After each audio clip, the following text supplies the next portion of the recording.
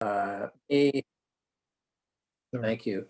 I was going to mention that too, that for those of you that don't know, the meeting's being recorded for the purpose of writing minutes and stuff. So just, be on your best behavior, I guess.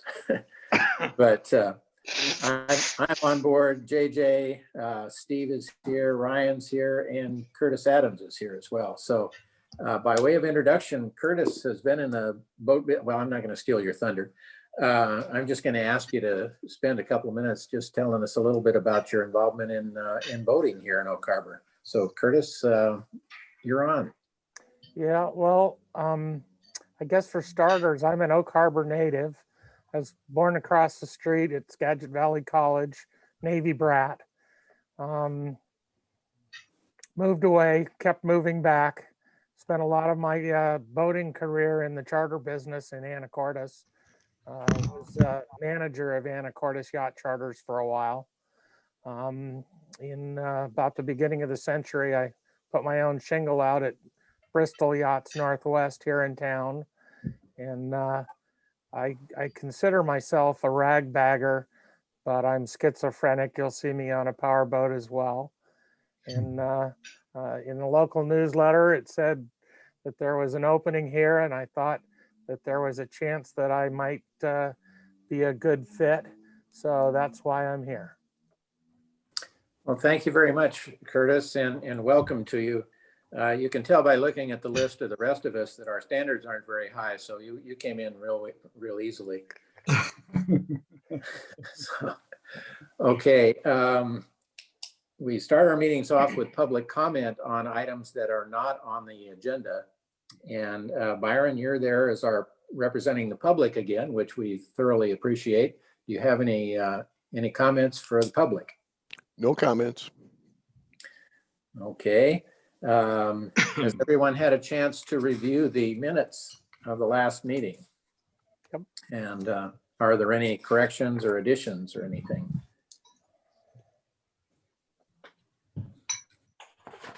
Nope. Okay. Hearing none, I'm going to suggest that we just accept them as presented. I second. Okay, moved and seconded. Everybody say aye or raise your hand, whatever you want to do. Aye. Aye. Okay, I think the minutes have been accepted.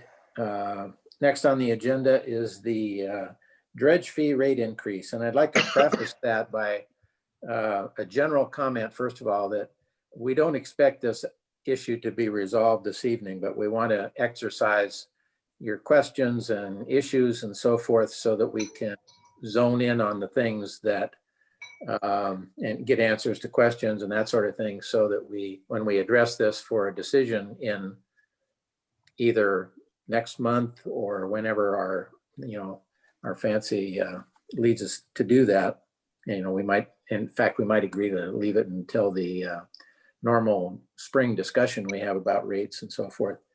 But anyway, so I'm suggesting that we have an open and we're welcome to discussion on all this stuff, but probably aren't going to resolve anything this evening.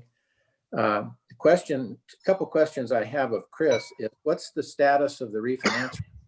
I know the city council approved the ordinance, but has the financing closed? Has that transaction closed yet? It is my understanding that it has closed. I don't know the exact date. Do you know offhand, Blaine? I think it was like shortly after the meeting, wasn't it? Within a week or so. Yeah, I was going to look at my emails because I have 100 of them for it. There was a lot. There was a lot of work on it. So I can, while you're talking here, I can see whether I can actually find. Emails have stopped, so my guess is it's probably closed. So, Okay. For sure, yeah. So Yeah. by using the term closing, what I'm referring to is the new financing at a much lower rate that we arranged with a bank. I can't remember who that was, the successful bidder, I guess. But we were paying off the existing about $1.5 million still outstanding in the old dredging bonds, or previous dredging bonds, I'll put it that way. And because of the current interest rate environment and a few other things, we thought it would be prudent to refinance that to a much lower rate. It went from 4.3 something to about 1%. The kicker is it's a 5-year payoff instead of the 10-year remaining on the old one. So we're going to have to address at some point the whether or not and how much we increase fees to address that that payoff.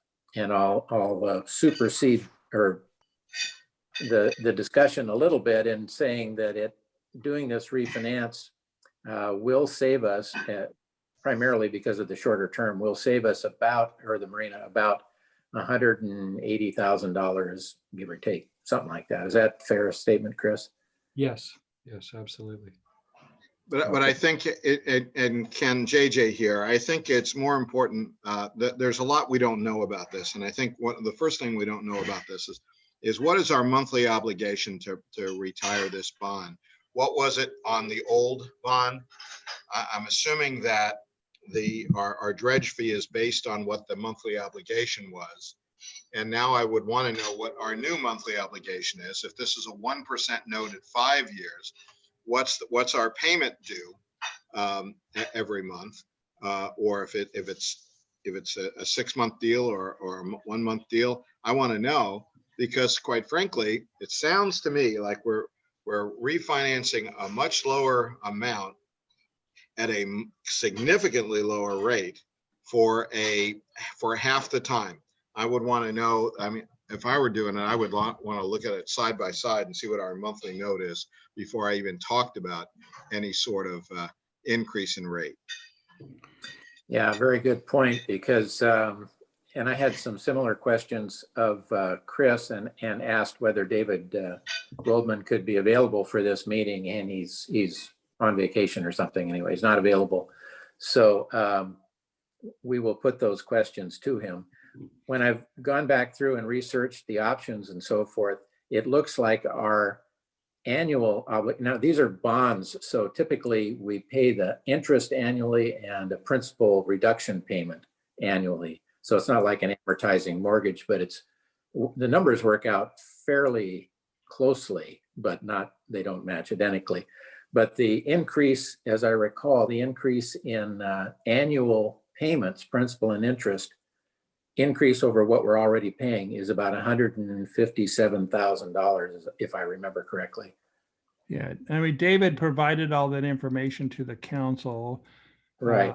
I can look for the presentation. It has all those questions you have. And then they went into hypothetically increasing rate, but we never discussed increasing rate, and the paper got it wrong and said we increased rates and nobody's increased it. And you got a healthy fund balance. So you don't have to deal right away, but that certainly is an option to increase the rate sum to minimize the absorption of fund balance for the payment. Yeah, if we, well, we can talk in more detail about this, but I don't know, how many of you got a printed packet of information for this meeting? I did. Blaine, did you get one? No, Curtis? I did not. Curtis, No, I did just you have get one? Chris's email. Okay. Yeah, I have the. Yeah, I stopped by the office and got a full packet, which includes the presentation that was made to the council and the council workshop. And that included a lot more of the numbers as far as what was going on. And like I said, I'm pretty sure that the increase in total annual obligation is about that 157,000. Yes. Which, divided by 12, whatever that works out to be, about $14,000 or something, would be our monthly net, whatever that number is. I So can share my screen and show you. I have it up. Yeah, Chris's packet had all that Yeah. stuff. right, yeah. If you got the printed packet, you have that stuff. And I always not bring easy to packets find. for everyone. It's in there.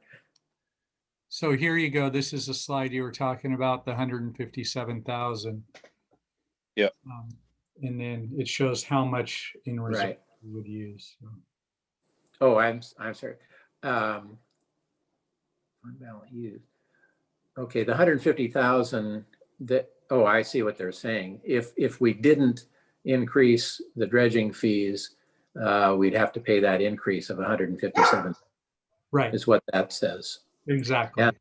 And the year 4 numbers, that $2.16, that's per foot in moorage. That would be the increase over the current, whatever it is. I know what it is on our boat, but I don't know what. It's $1.03 per foot for everybody right now. So Yeah. Yeah. in year So it would 4, be a significant increase. Yeah. I should say that one of the other things that drove the decisions on this were, we know that we could have opted to continue to pay this outstanding bond off over the next 10 years, but we're staring at the need to dredge sooner than that, and felt that there was some wisdom in selecting an option that would pay off the balance sooner, so that, when we get around to figuring out how to pay for new dredging based on whatever those costs are and whatever the timeline is, that we would have a clean balance sheet and be able to focus just on the new money. There was also some consideration given to the fact that we know that in the near future, we're going to require additional dredging, and the cost is going to be more substantial than was the last time, just because of inflation, and also the fact that we need a more extensive job done this time around in order to solve the problem throughout all the marina and all the slips and so forth. That, we may be looking at a $10 million number or something. I'm just spitballing that. Don't quote me on that. But clearing off the existing debt, and then as soon as that's satisfied, we would likely be looking at some other calculation to figure out how to pay for the new stuff. And that's the premium that we pay for, being in a shallow bay, I guess, and the end of the tide water where all the silt, precipitates out and creates all the muck and stuff that we smell down here. Anyway, I've gone on too long. So JJ, does that kind of give you some answer? I've recorded your question, by the way, and we need to get a more definitive answer to that. Yeah, it's my goal to record. Yeah, yes and no. And the fact, it generates more questions than it answered. Oh, good. Yeah. Yeah, because I'm trying to go through this as Chris scrolls through the slides. I have them up on my screen as well. Nowhere in here do I see what it costs us yearly. They're just saying without any calculation that we have to pay back $157,000 additional annually to satisfy this note in 5 years. Is that correct, Blaine? That's the estimate. It goes up and down. David did give in one of his presentations, I don't know if Chris, if you put it in there, the annual payment. The interest went around a little bit differently, so I don't know the final one. I'm looking for the amortization schedule right now to do it. The general fund, or the fund balance, is subsidized a little bit anyway. The rate was, I think what we brought in for revenue for the designated amount was a little bit less, I think, right, Chris? Yeah. Than what the actual payment is. And Yeah, I think we had all those numbers. It might be in your Yeah. presentation, but David had Yeah, all the numbers. if I can interrupt somewhat, these pages aren't numbered, but in the a page that's entitled, or that is titled background, it says that the average annual debt payment now is about $183,956. So we're talking about almost doubling that by going from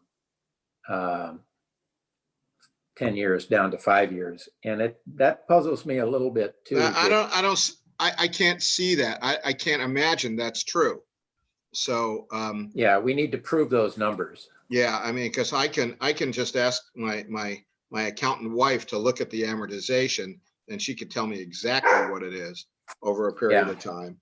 You know, Yeah. oh, there it is. So if we're saying now we pay annually close to 190,000, is that what you said, Ken? Yes. And that was based on almost a $3 million bond. Is that correct? Well, the remaining balance is about $1.5 million. Yeah, but we're paying it on the, but don't, Kathy's looking over my shoulder right now, but aren't we paying, isn't our payment based on what the total amount of the bond was amortized over Well, it 20 was, years?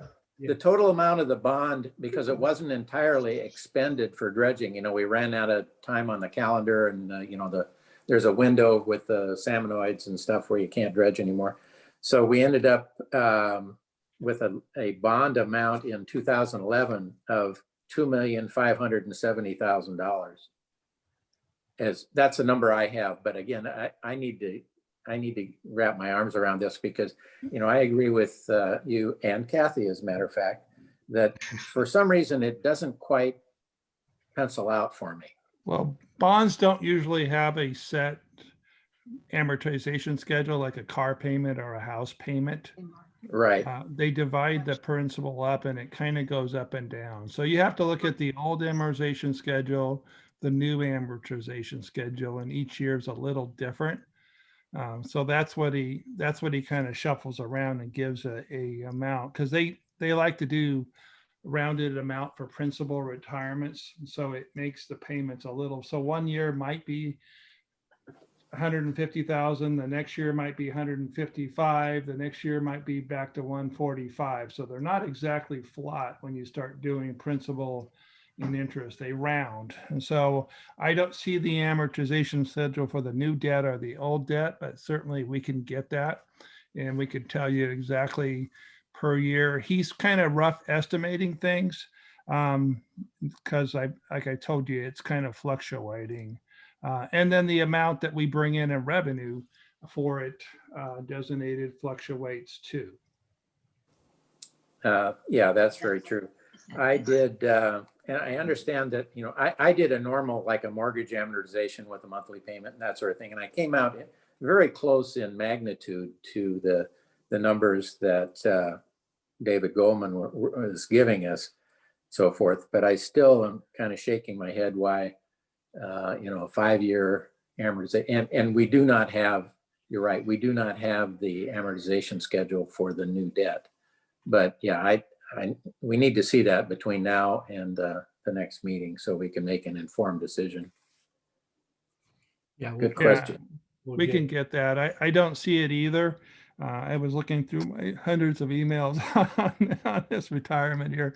If I happen to bring it up, I can ask to switch here for sharing screens. But David, I'm sure he has it. Any debt you have, they always will give you an amortization schedule. So Yeah, just for background information, typically a bond has a principal retirement obligation, you know, annual principal retirement obligation. So it'll be a you know, $100,000, you know, whatever the number is, it'll be a certain amount. And then the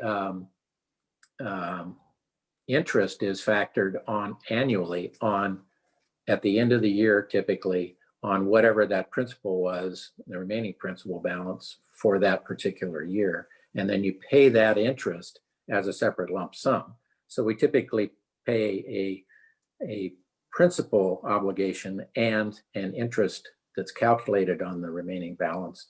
If, you know, anyway, that's kind of a geeky answer, but that's my understanding of how that goes. Hey, Chris, did you just do something with the presentation? I stopped sharing my screen just in case Blaine finds his document. He can easily share screen. Okay. yeah, I did find the wire transfer. So it was done middle of August 5th. So we did, the loan was almost 1.5 million. It was 1,493,355.22 was the 2011.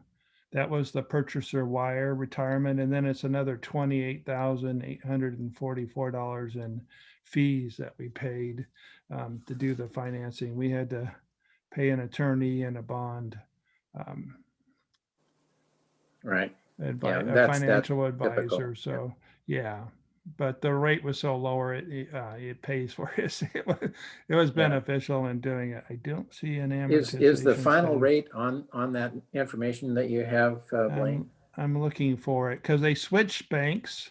I think they ended up going with Commerce, and it was And that was pretty something close. under 1%, as I recall. Yeah, Like- it was.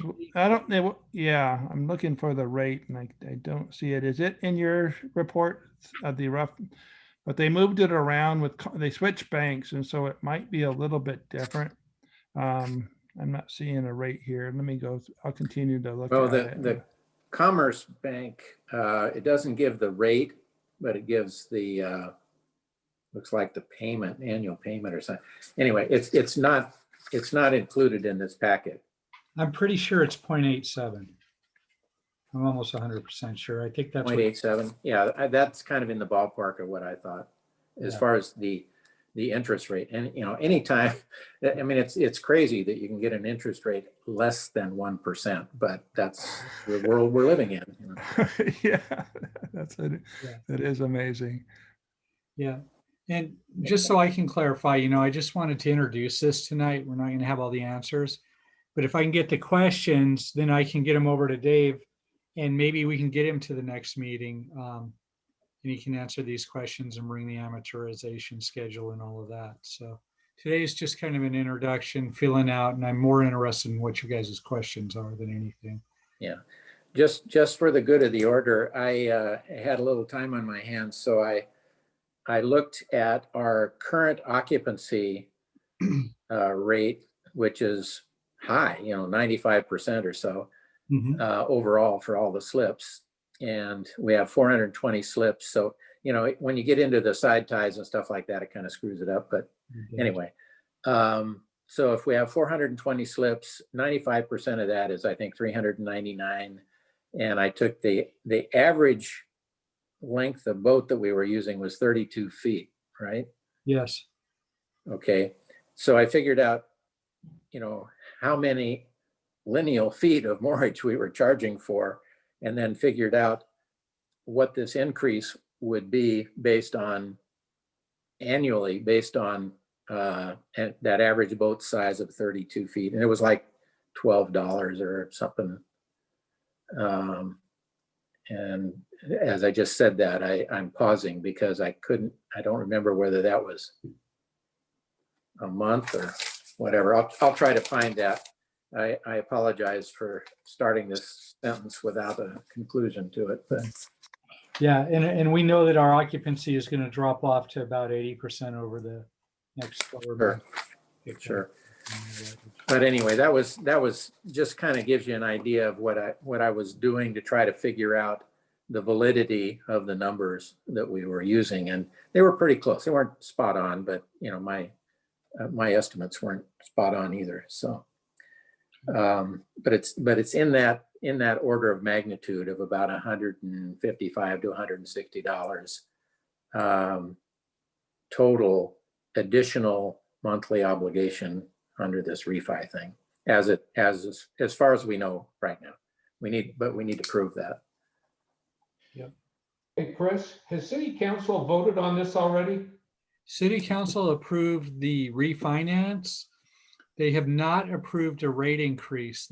From what I understand in talking to them, they're very eager to hear what the Marina Advisory Committee is going to recommend for a rate increase or not a rate increase.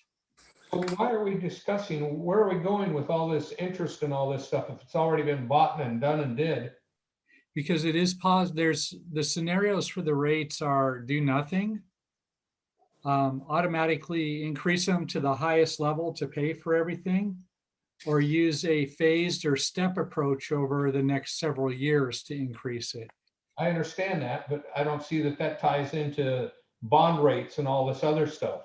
Well, we're trying to figure out how much the bond is costing us exactly and how much we should or shouldn't increase those rates. There's a big gap in the information I provided you, not having the amortization schedule and all of the information necessary to make a good decision. Not that I was looking for one tonight or even the next meeting, but I neglected in giving you guys some information, not on purpose, of course, but we're just trying to figure it out, see if we can backdoor a way in. So Yeah, and a lot of the discussion, Steve, at least from my point, was just more background information than anything else. Just so, particularly Curtis, who's, like, it's like trying to get a drink of water out of a fire hose, and you get into a situation like this.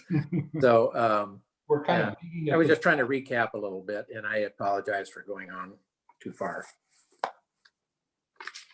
Any other questions, nagging doubts, whatever that we need to take a look at as far as, well, first of all, as far as the new financing, details on that?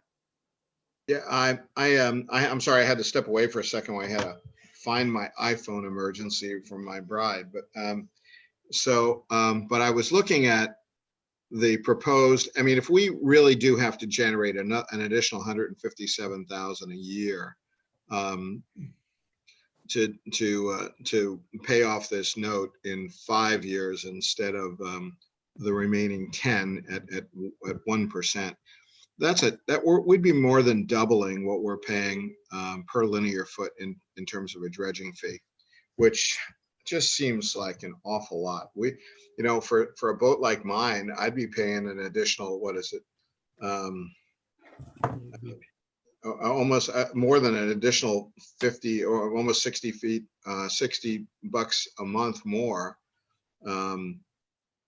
just to pay off a dredging fee a little bit quicker. That just seems like an awful lot of money. It seems like a big increase. I don't know if anybody shares my feelings with that, but I just think it's an awful lot of money. No, I I agree. Go ahead, That- Brian. That is a lot. And we kind of touched on it briefly last meeting when we were talking about, okay, so if we refinance this, it's going to cost us more in a dredge fee per month. But we also talked about the rate increases that have already been approved to bring us within 80% of the other marinas. I think there's a slide in there that says like Cap Santa Ana quarters, blah, blah, blah, right? So some of the dredge fee increase could be offset by just negating the 3% rate increase scheduled for April 1st. Say, hey, we're going to what's the word? Just forego that, I guess. You know what I mean? Yeah, I think that's one of the valid options, Ryan. And since you brought that up, what I intend to do, and with your blessing, of course, is, and with Chris's help, is to take a real hard look at our profit and loss operations right now, which, we've kind of been waiting to see how COVID was going to influence everything. And of course, the biggest thing is, mortgage is fine, but the biggest thing is fuel purchases and stuff like that. So we need to get some real hard evidence as far as what our current operating revenue and expenses are, and then decide, because we have been building our fund balance, our reserves, over the last several years. And maybe, as you suggest, that's the rate structure is such that, we can take that, I was going to say surplus, but that's not the right word, but the reserves that we built up to subsidize that to a point where we don't have to hit it quite so hard. And that's, we just haven't done that homework yet, as far as I know, unless you've done some of that, Chris. no, I'm going to share my screen again and go back to this slide presentation. So, Okay, so what we need to look at real hard, in addition to the stuff we mentioned before, is our current revenue and expenses, and project that out to see, we may be okay for a while. I don't know. It's yeah. a crapshoot. So that certainly is an option. We have about $1.5 million in reserves. One of the options is we talk about rates, and you can see the screen here. The top box is currently what our rates are compared to the other marinas. And then the bottom box is what it would be with the highest dredge fee, the $2.16. that's based on current rates. Every year, rates go up. We know that. Not only in our marina, but in most marinas. So you can get a kind of a bird's eye view there, how we shape up now and what it may be. If you look at the bottom box, I say it's likely that those percentages at the right-hand side would stay very similar over the years as other marinas raise their rates and we potentially raise our rates, the annual 3%. We'd likely stay within those percentages, I would say. So that's in there. But, you know, there is this option here too. And again, we don't have to put this puzzle together tonight, but you can see here's a stepped approach, you know, in year 1, year 2, year 3, year 4, etc. One thing we do want to keep in mind that David pointed out at the last meeting is that we know when we dredge next time, it's going to be, you know, $4+ million. We know that. We know that at that time, we're going to have to increase the rates to cover that dredge fee. Because if we go a route that we deplete our reserves now, we won't have the reserves to help finance the dredge fee in the next go round. We know that. So that's a consideration. And I recall him saying that the 216, if we went that route, and honestly, I'm neutral on this right now. I'm really eager to hear what you guys have to say. That he thought that would be about the dredge fee for the next dredge session as well. And I recall that too, Chris. For that $4+ million. So the idea is you would be stepping into it. Yeah. You know, that's just a guess. Chris, that's an absolute guess. We have no idea what it's going to cost to dredge the next time we dredge. Because, you know, certain things can change. You know, we got lucky the last time we dredged because nothing was, I mean, we didn't have any contaminated dredge. You know, we were able to dump it very close to Oak Harbor. You know, you know, anyone who says that is really just shooting from the hip. He has no idea what the dredging is going to be. And I don't think, I mean, we can probably get within $1 million, and that's probably as close as we're going to get. I think it's the best science we have right now. We dredged half the marina and we know it was about $2.5 million.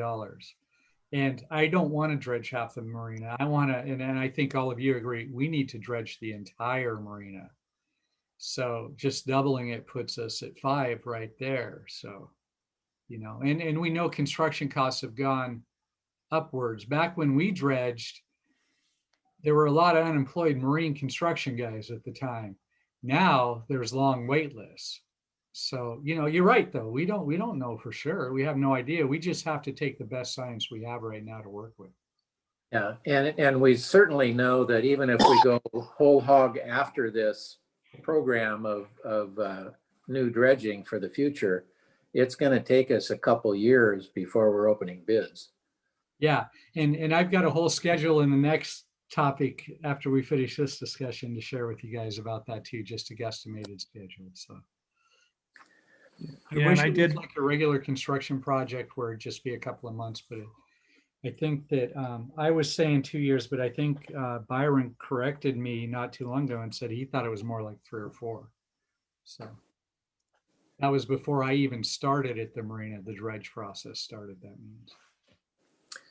Yeah, it depends. We need to take a hard look at those schedules when we get there, because it's the problem is now for most of us as far as the depth in the marina, and it's also limiting to some boats that want to move here. You know, if we have some turnover and so forth, it's pretty hard for a sailboat that draws 6 feet to fit in anywhere without being on the bottom a good percentage of the time. Anyway, so the questions I'm coming up with is, you know, we need to really exercise the numbers as far as how much of an increase we're going to be looking at to pay off the 5 years of this current bond. we also need to look at our revenue and expenses to kind of get a jump start on our normal springtime discussion about rates in general. And so again, that relates back to the balance and so, or the budget. So, you know, unfortunately, we've got some arithmetic to do in the meantime. Are there, and we're pledging to do that. We need to get those kinds of answers before we, and an amortization schedule for the this new 5-year obligation. We need to get that as well. So in addition to that, are there other questions about the current 5-year financing deal? I did find the amortization schedule. I can bring that up now. I think you stopped sharing, right? Yep. Yeah, I did. If you want to see some math here. Let's see here. Was that in your packet, Blaine? No, I found it from all the emails I have. I could send this to Chris too. So I haven't seen this yet. yeah, so this is the way he's doing it. So the bond payments are on this side, prior debt, and then the new refinancing is the 104 and then 363 because you're paying it off a lot faster. And then there's the amount there, and then there's the present value. It's a 0.89, and then there's the savings of $221,000 by refinancing. So that's the extra. And what did David say about 175 is what he put into his analysis, that an extra money if we want to break even on it to go into. Yeah. So I'm not sure I follow you on that 175 number. yeah, I think it's over here. It's the savings. So right now the old debt, let's take 2022 was 182,440. In the new refinancing, the 2022 debt is 363,248. Yeah. And so it's a savings of 180, which is the additional amount you're paying on it. And then there's the present value of it. And then it looks like it calculates the savings was over the life of it. Net present value savings was 221, 691.75. One thing, Blaine, that puzzles me about that chart is, you know, we're talking about 5 years. So in year 5, where the numbers go from red to black, those should be zeros, wouldn't they? Yeah, it goes back the other way. Yeah. If we didn't have to, if we didn't have to dredge, yeah, I mean, we'd be fine. You can do away with the fee, which was the original plan. Oh, I see. So what he's saying is, when the expense goes away, then we'll be putting that 185,640 in the bank, so to speak. Yeah, it looks at the difference in the financing. It's looking at the prior debt. Yeah, and it's looking at the refunding service, and then it's netting them for a net present value. I was just puzzled for a little while, and that's not a difficult thing to accomplish with me. So. Yeah. So, I mean, basically we paid off 1.5 million and we had about 1.8 if we were to continue to pay it. So that's where it gets the difference. So I'll send this to you, Chris. I'll send it out tomorrow morning to you guys then. Yeah, and thank you. And so this gives you some debt summary. This is the amortization schedules we were looking for there, and this is really helpful to see the math on it. It's fairly even. I thought sometimes it would run a little different, but see how every year is a little bit different. It's the way they do the scheduling. So they did make that one they made the new one pretty simple, but the other one, sometimes they want to pay off even amounts when they do bonds because they pay multiple people with coupons and all that stuff. So, but this one was a bank financing, so it's a little easier to be smoother. I'll just state the obvious too, that the line for December of 2021 is a much smaller number because it's only for the remaining part of the year. Right. And you could say that in the savings column, the red would be if we choose to do nothing, the red is what would come out of the Marina reserves. As I was adding these numbers up, and that number comes to about $709,600. out of the Marina reserves if we choose Yeah. to do anything. which would pretty much wipe out the reserve. Well, Half of it, roughly. yeah. So that's why we need to take a really close look at what we're expecting in terms of revenue and expenses at least in the foreseeable future, and make some estimates about the future further out to Mhm. see what we can handle. Because we do not want to, well, I'm just speaking for myself now. I don't want to see us in a situation where we're paying through the nose for dredging fees and building reserves at the same time, because it might be smart to do that, but it also might cause some vacancies, and we don't want to see that. Okay, any other questions on the 5-year refi thing? Okay, hearing none, we'll move on to, so Chris, you've got the item 4, marina dredging discussion. How much of that have we already covered, or what's new? I thought it would be nice to go over the schedule. I know, Ken, you were here when we dredged. I know JJ was here when we dredged. I believe that Steve's probably seen dredging before. And probably Curtis was here too. Curtis, when did you start coming around the marina? I don't remember a time when you weren't at the marina, and I've been there since 2007. I moved back to the area in 92. Wow. So you've been there longer than I have and seen it dredged before as well. So Yeah, for a while, the slips that we had were boats in my dad's name, but yeah, I've been knocking around a little bit. yeah. I'm going to share my screen on this one just so you can see what I'm talking about. Sorry, that makes you dizzy, I know. So the purpose of this discussion is merely to introduce the dredging process. At the last few meetings, we've talked a lot about let's not wait a few years to get the dredging going. Let's go ahead and get it going now as soon as possible. We've done some research and we can do that. We just have to go through city council. So we can move it from 2024 to 2021, 2022. And then I thought that although, it can be started in the near future, it'd be good to outline some of the major milestones, some of the major steps, just so that we're all clear that, it's going to be a 2 to 4 year process before they start digging, but there'll be a lot going on behind the scenes. And I believe this is another one that the city council is really eager to hear from the Marine Advisory Committee on. This was a discussion at the last meeting I was at. This came up and there was a little discussion on it and they seemed excited about it. The first step is for the Marine Advisory Committee to make a formal recommendation to begin the dredge project. Then we take that to city council at a workshop. Then we take that recommendation to a city council meeting. In the meantime, we're looking for financing for the dredge project. It starts with hiring or creating a bid package for marine engineering, then hiring a marine engineering firm, taking it through city council.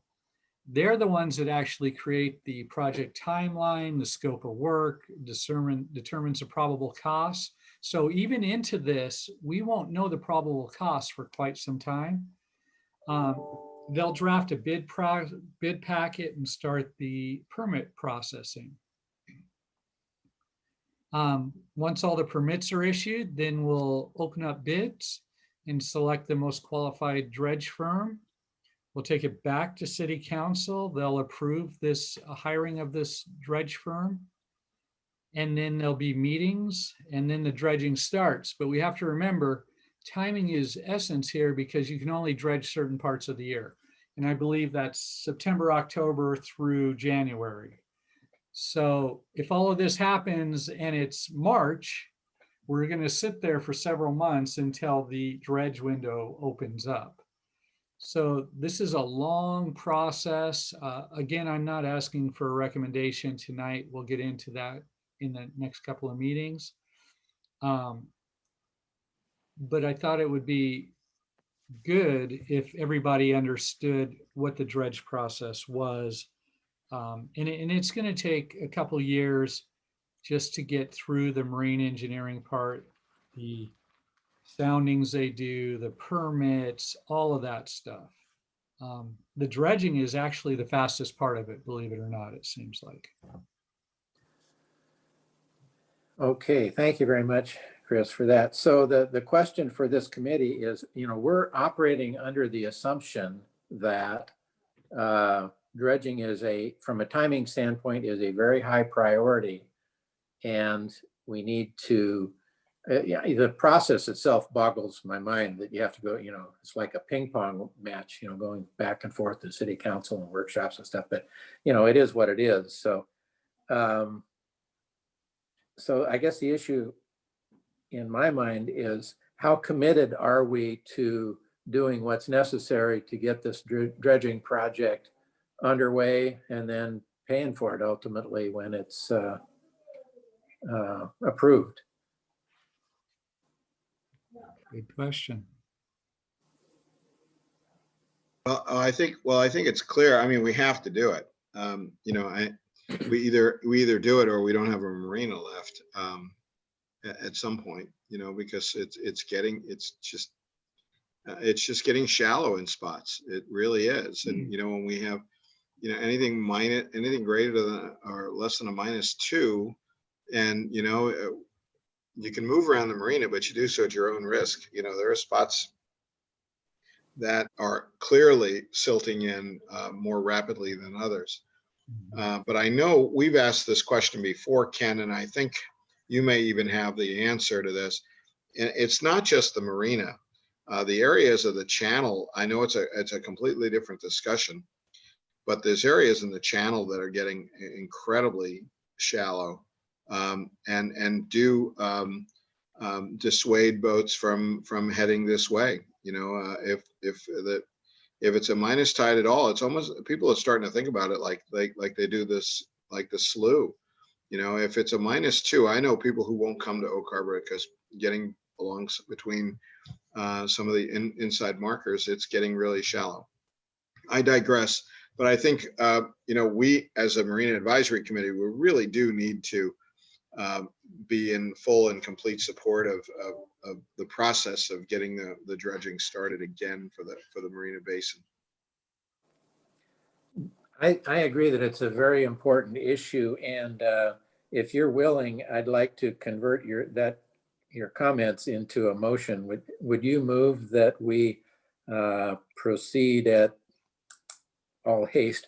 That's kind of a comical term to use in this instance, but that we proceed with the dredging of the Marina project.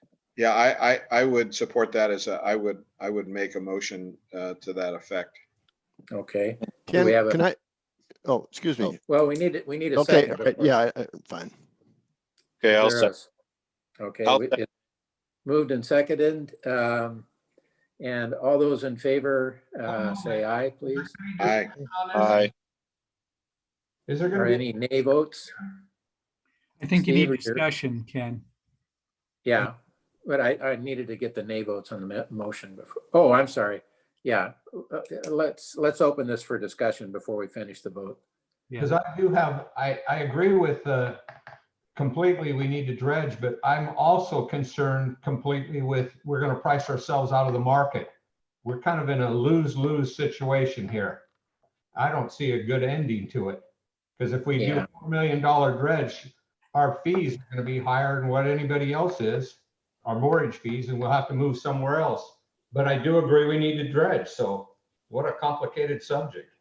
It is. And so that's what I was trying to mention about that. Hey, the automatic rate increase, not associated with the dredge, just so that we could be 80%. Because then we're piling on dredge fees on top of that, which your total bill, like you say, Steve, we're going to be more expensive than the other marinas. So I don't know who was saying, we really need to look at our profits and losses for the marina and see how that goes.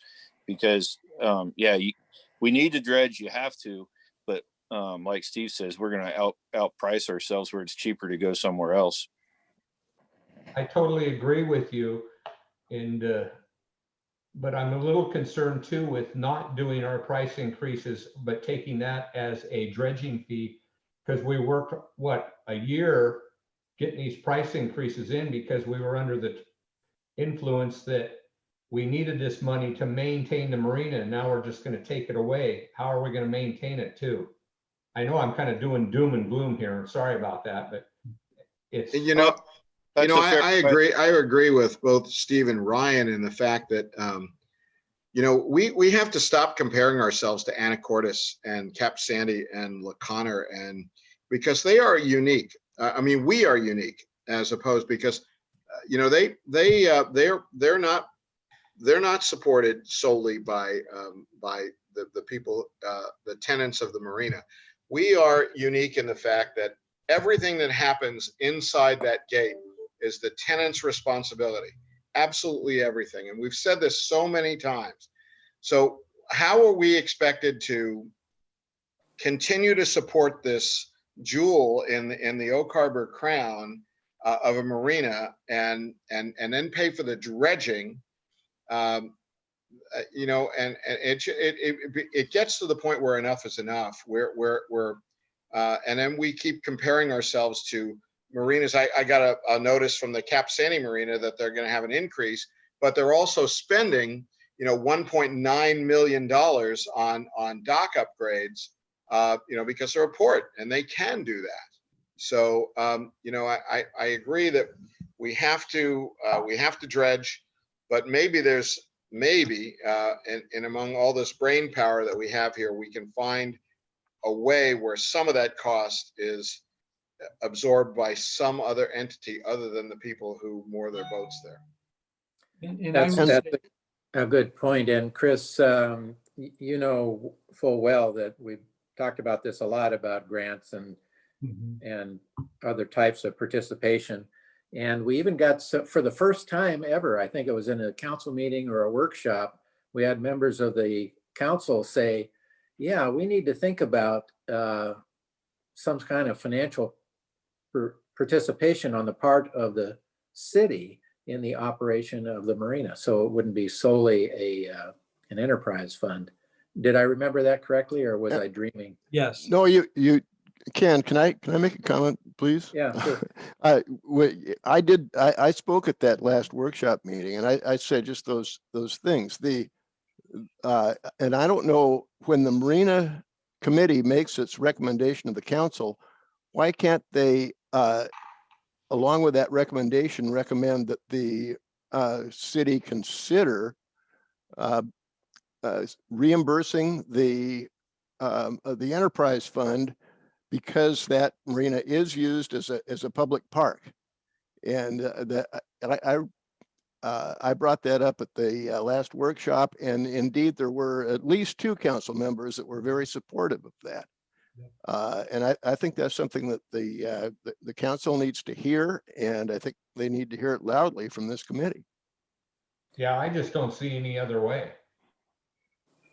I think you're. Yeah, what we're talking about is operating more like a port district than just a standalone marina, which I agree, that's the way we need to go. And actually, I think Chris and Blaine were both on vacation at the time I asked this question that I'm going to comment on, but I think I posed it under the guise of, if you want $10,000 or up to $50,000 or less, you may get that kind of money from, the state legislature or the county, maybe even the city and so forth. But if you want $1 million or more, that's pretty much a federal kind of program. So I guess I was wondering out loud and wishful thinking at the same time that maybe there's some way we should be appealing to the feds for either under an infrastructure program or something else, more comprehensive dredging, in addition to the marina, which needs dredging. But as JJ pointed out too, the channel, because from where I'm sitting right now, I see boats every day in the summer. If the tides are anywhere close to 0, they'll motor in until their depth gauge hits about 16 feet, and then they turn around and go back out. And that's unfortunate. Yeah. So what I'm suggesting then is, and I agree with Byron's comment, that that we do just that we go back to the city and say, you know, okay, we had some at least some comments of support along this line, and now that we're approaching the Fisher cut bait time, you know, we need some subsidy here, or some partnership money. That's the buzzword that everybody likes, and it should be a significant amount of money. And then that the city and or other entities, and you know, we certainly participate as well, you know, need to be turning over every rock for grants and other kinds of economic development or infrastructure money and so forth. That for whatever reason, and Chris and I have talked about this many times in the past, a lot of programs that support recreational boating and so forth specifically state in their programs that the funds cannot be used for dredging for some reason. You know, who knows? And I don't know. Do you know why that is, Chris? I don't, but you're right. You read through the whole grant, and then the last sentence is may not be used for dredging, or can only 5 or 10% of these grant funds can be used for dredging to support the project that you're doing. So for example, if we got a grant to do the boat ramp, they would support up to 10% of those funds being used for dredging, which means we would have to dredge out the boat ramp. So it's kind of weird the way they're worded, and I don't know why that is. Yeah. Anyway, it's just one of those additional to-do list things that, you know, we are an economic engine for a lot of people, not only the people that work in the marina, but all the people that support the activities that are going on there and have side businesses and all that kind of stuff. Plus the people that come and visit the community. And I know I'm preaching to the choir, but, you know, bear with me for a second. You know, the people that come to the community and get off their boats and go to the grocery store and the, you know, local restaurants and other establishments. So, you know, we all know this kind of stuff, and we need to figure out some really effective ways of pushing that agenda forward. It's You know, just a reminder, you've gotten grant funding before. Chris, we just had in, not this cycle, but the last budget cycle before that, about $400,000 the legislature gave us. And Chris is in the process of doing some maintenance on that. So it goes pretty fast. You did have the RFCO grant that the council didn't want to do a beach at Catalina. So that kind of went away. And we do have the 0.09, the Rural Economic Development grant for $675,000 to help purchase, excuse me, the boatyard. So, I mean, we can continue to ask for it, and we can work with, certainly I have experience lodging our legislature on the state and the federal level. So, and certainly with you gentlemen here and advocating for it, I mean, that's certainly an option to look for additional grant funding to help with this project. Yeah, your point's well taken, Blaine, about the fact that we have been successful in getting some grant funds. My point is, under the topic of dredging, none of those funds have been for dredging, which is kind of a big deal if you were trying to operate a marina. Yeah. So anyway. My concern is if we have a boatyard, but we've got mud flats, we can't get a boat in. Exactly, yeah. Spending the money in the wrong place. Yeah, and that, you know, we need to approach that in terms of the timing of some of those ventures, because you're absolutely right. You know, you can't have a mud flat and a boatyard. So, Yeah, just come to the Oak Harbor Yacht Club. Okay, so what I'm hearing is support for the notion of proceeding with this initiative to dredge. Are we ready for a vote on that, or is there additional discussion? Okay, I'm going to call. Are you saying something, Chris, or you just? Oh, I just wondered if Curtis had any thoughts or anything. Oh, okay. I think it's got to be done. My only, I guess, thing is not having been participating in the past. One of the things that struck me, excuse me, as very odd was that we dredged out a dock and then we dumped new material on the shore, which seemed ludicrous to me. Yeah. Yeah, that was required by the permit process, and yes, it is ludicrous. Absolutely crazy. Is there something that could be done like they do with onshore wetlands where we can substitute a different space to maintain whatever reason or culture is there that requires it? Well, I can just speak from experience. I was on the, the municipal peer committee for about 8 years before that event folded. But that whole notion, it's called dewatering. You are not allowed to dewater dredging spoils on dry land. You have to go out and dump it in the deep water. And that seems to be a religious, theme with a lot of the people. And I don't understand that, because I grew up in Port Angeles where they reclaimed, and they did it in Anacortes too, reclaimed hundreds of acres by dredging and backfilling with spoils. Yeah, it stinks for a while, but it makes sense. Anyway, I'm sorry, that's an editorial comment, but we can pursue that, but the likelihood of success is pretty limited. Yeah, they've got us on the mitigation. We will have to do mitigation. We not only did that, Curtis, but I don't know if you're aware, we also, the nice new beach at Coronet Bay and all of that was funded by the Marina in part. We made a large donation to them to redo that as well as part of the dredge mitigation. So yeah, donation is a euphemism for conservationist blackmail. So yeah, but when we do dredge, they will ask for mitigation, and hopefully we won't be dumping dirt right where we're digging dirt out again. That's my hope. Yeah, that's unfortunate, but a good point. Is there any further discussion on our priority as far as dredging? Okay, now I'll call for the vote. All those in favor say aye. Aye. Aye. Any opposed? Same sign. Okay, that motion passes. So we're officially committing ourselves to going forward, which I think is fundamental. Okay, so the next step we- is for me to go to a workshop and talk to them about this. So, yeah. Okay, about the funding participation, or? For that you've made a recommendation to move forward with the dredging process, and then yes, Oh. into it as well. So Okay. really okay. asking how are you going to pay for this? So okay. Yeah.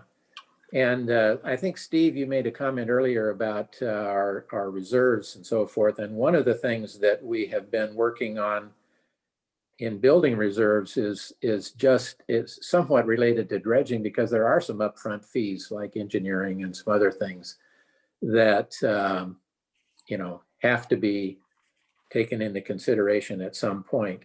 And we know that, but we don't know exactly what those amounts will be, or when those amounts will have to be tendered to somebody.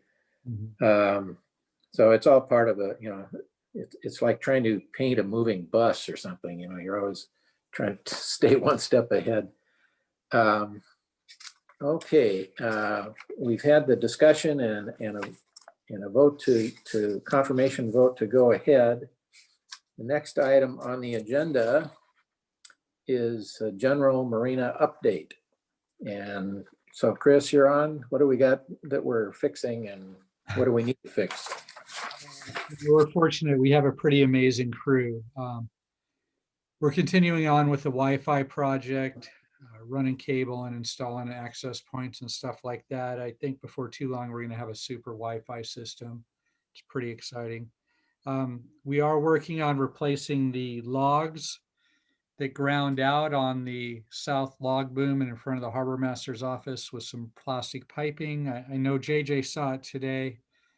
Really excited about that. We're actually going to float some new pipe tomorrow, so that'll be really cool. this crew is so smart, and we wanted to use HDPE, but it's super expensive. So we did some research and found out that culvert pipe is actually HDPE, and pretty bulletproof and floats really nice, and about, for some reason, a quarter the cost of a true HDPE regular pipe. So pretty excited about that. We had a pile broken. Those of you that have been entering the marina recently, the red light across from FDOC on the south side of the marina, the main entrance, had somebody hit that pile and then snagged it and did some donuts around it and broke it off. So right now we don't have the proper setup as a marina entrance red light. We have a floating channel marker there, the no wake zone we moved in, and then we put a red light on the next pile. So we're going through the process on that one as an emergency repair. The fellow who hit it, he has great insurance, so I'm not too worried about that at this point. But just so you know, if you hear anything and it looks kind of funny, we're doing the best we can with what we have, and hopefully it'll be fixed. In a perfect world, the company that's coming in to work on the breakwater, they're bringing a big barge and likely a crane in as well. So we're gonna work with Moffett Nichols, who's the engineer for that project, and get that as an add-on, so we can get that in place and get that channel marker in, so that there's no confusion when you enter the marina. So that happened on Saturday. So we're working towards that. On another note, those of you that have been around a while remember that we used to raise coho and chinook in the marina. That was a long time ago. It's been a long time. It went from 1982 to 2011. The marina released nearly 1 million fish in that time frame. We've been working behind the scenes to bring that program back, and it looks like that's going to happen. We're working with the school district, the Puget Sound Anglers Club, and really excited about it. That was a lot of fun. That actually brought a lot of locals down to the marina. I know that's just, good and bad, but, having the kids there to see the fish when they come and when they go and feed them is fun. So hopefully our fish will be coming in the November, December timeframe. We're hoping to have a work party with the Anglers Club and any volunteers that want to join in to build the pens in mid to late October. So Where are you planning on putting the pens? Same place? probably going to put them down at the base of the gangway, A dock, A2 and 4. There's no boats in there. And there's no finger. It's a wide open area, either there or between B and C. We want them in an extremely high visible area just because they're kind of fun. We've talked, I've talked with the mayor about, not recently, of course, but a while back, about putting a big aquarium in the new treatment plant and having the fish in there so people could see them and stuff like that, growing. And then tying it in with the schools, like I said, as well. So kind of a fun project, and I can remember catching a lot of salmon out there off of Blowers or Snakeland when I was a kid, and now you can't do that. So, but hopefully we'll revive that. It's about a 10% return, and it takes about 3 years. So I'm going to do 30,000 fish a year, coho a year. Initially, would like to switch to Chinook, which are the kings. And it may turn into a year-round thing. I don't know. So 3% of 30,000 is 3,000 fish coming back to the area, which would be pretty exciting. Mm-hmm. Kind of fun. What do you think the cost might be to the marina? At this point, we're running all of the pen stuff off of donations, building them and all of that stuff. And the state has said that they'll pay for some of the food. They haven't said how much. I'm guessing the bulk of the cost is just going to be in us feeding them and getting the floaters out and maintaining the pens. But I would say $2,000 maybe at the most. I'm just guessing. Is there a minimum depth for those things? Or There is indeed. And that's why I say it could be between B and C as well. So You Okay. don't want the nets dragging on the bottom. So No. yeah, so yeah, really exciting. It's going to be fun. The crew's really excited about it. And now that summer winds down, our seasonal Dick, he'll be the end of the month. This is his last month with us. And then Nick, October will be his last month with us. So we're slowly going to go back to just us fantastic five at the Marina. So Everybody chuckling because you used the term seasonal dick. Oh, fantastic. I didn't catch that. Richard. Oh, okay, Richard. Much better. He goes by Dick. So, anyway, that's what the big thing that's going on at the Marina. It was a heck of a summer. I can tell you that we did roughly 450 individual reservations through DACWA. And we're still figuring out how many we did through phone calls and drop-ins and stuff like that. So lots of guest moorage this year. It's fantastic. That'll all show up in the guest moorage numbers, right? It should. It better. Yeah. Yeah. Hey, Chris, Yeah. I don't know if this is the place to bring it up. I could probably just stop by your office, but when you talk about guest moorage and stuff, a lot of them show up after the Marina office is closed. Right. And the slip numbers, they especially along G-Dock, along that front part, are really difficult for them to see. Is there any way that we could maybe to make them clearer? Yeah, that was a takeaway we had at the staff level, is to provide more signage along G-Dock. So here's G11, here's G13, and paint stripes on there. And then to put better numbers on F-Dock as well. Absolutely. Yeah, because I felt really kind of embarrassed. I came walking along and this power boat came up and he said, "Hey, can you give me a hand?" He said, I talked to the office. I'm supposed to have I forget what number it was. Yeah. And I was like, I don't know. Yeah. I counted the boats that I knew that were there. And I said, it should be right here. And he said, I think they said it was close to C-Dock. And I was like, okay, then it's farther forward. But even I know. So. Yeah, absolutely. Yeah, that's a good point. That was a big takeaway. I'd like to get one more on the record if we could. Sure. And I talked to you, Chris, but I'm going to get it on the records. The two pilings just off the gas dock. Yeah. How many boats have you seen crash into those pilings? A day or a week or a month or a year? About an hour. I've seen quite a few hit those. I've seen quite a few hit those over the years. We don't know why those two piles are there. We think, and these are the ones almost like dead ahead or at your transom, JJ, just about 75 yards off of there. Right. We think that those piles are there to mark the edge of the curb, down the ramp. It's not level all the way down. At the end of the cement, on the north end of the cement, is like a big street curb like thing. And we've wondered if that's what they're for.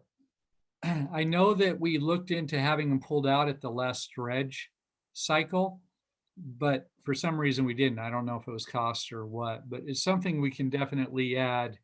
If we got a crane coming in, can it pull them out? I actually think we need permits to pull pile out. And second best, could we put some big reflectors around them then? That's possible. That's possible. Yeah.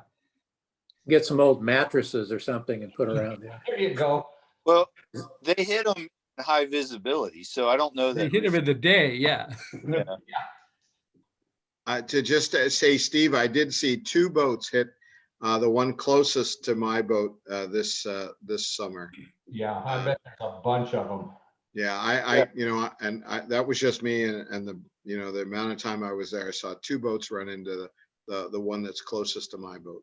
I know we come every Thursday night, and it's a real hazard trying to get by it into eight. So I agree. Those are good points. So Chris, is that something we could put on the wish list for the guys with the crane to pull out?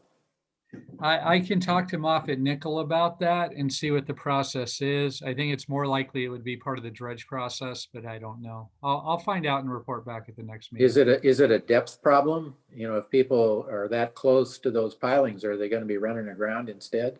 Well, No, that's what I'm no. wondering, if they're gonna hit that curb. I wonder if Oh. that's why they're there, when they, to steer people to the inside of the fuel dock versus swinging over by the ramp, because that curb sticks up. It's got to be a good 4 inches or so. Probably So- something left over from the float plane era. Yeah, so they don't go off is what I think.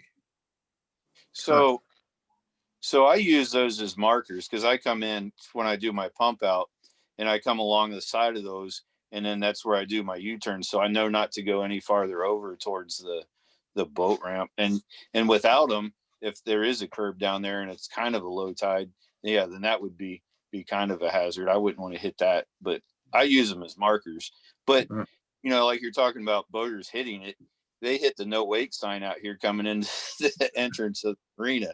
And I mean, it's out in the middle of nowhere. And you ask yourself, how do you hit that? But they do. They've hit it a couple times. Yep. Well, they hit Well, the it's easy to do if you're down below making scrambled eggs or something. Mhm. Oh yeah. I've sat out here and I hear it. And I was like, what was that? And yeah, you can hear them hit that no wake sign. It's been hit numerous times. Well, they took out the piling with the red light. Yep. Yeah. Mhm. It's going to be an expensive repair for an insurance company too. Well, we'll check it out and see what the options are as far as getting rid of that thing. Yeah, Put reflectors on it or something. we'll pull it and put Yeah. it where the one that got broken is. I like the mattress idea. Yeah, get some really big zip ties or something. You know? Yeah. Other than that, that's all I have. It's a great summer. So Okay, something I was just going to comment about maybe for a future agenda, and I've mentioned this to Chris before, is you know, one of the ways we attract people in here is through, you know, low fuel prices and the deal that we do on overnight moorage and, you know, stuff like that. And we just need to revisit that kind of thing once in a while and maybe make it a conscious decision about whether or not it's working for us, or are we just giving up revenue, you know, that sort of thing. So that's just something I'm suggesting for a future agenda. And, you know, if and when you have those kinds of ideas, please share them with either Chris or I, and so we'll get them on the agenda here. Any other comments, Chris, or are you done there? nope, I'm done.